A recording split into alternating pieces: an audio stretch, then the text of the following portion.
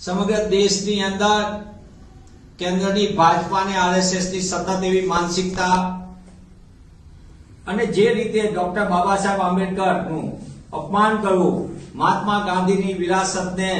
સતત નુકસાન પહોંચાડવું, એમની સંસ્થાઓ પડાવી લેવી, એ માનસિકતાની સામે આ દેશના આઝાદી જંગના લડવૈયા મહાત્મા ગાંધી, બંધારણના ઘડવૈયા ડોક્ટર બાબા સાહેબ આંબેડકરના અપમાન સામે સમગ્ર દેશની અંદર અખિલ ભારતીય કોંગ્રેસ સમિતિ દ્વારા એક અભિયાન શરૂ કરવામાં આવ્યું છે, જય બાપુ, જય ભીમ, જય સંવિધાન. અને એના ભાગરૂપે તારીખ 2 ફેબ્રુઆરીથી 8 ફેબ્રુઆરી સુધી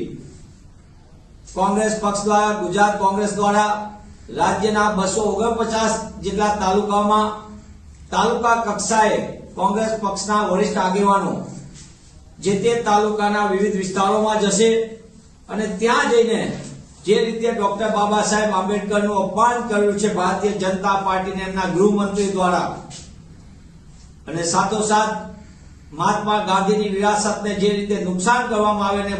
નાથુરામ ગોડસે સહિતનું મહિમા મંડપ ચાલે છે,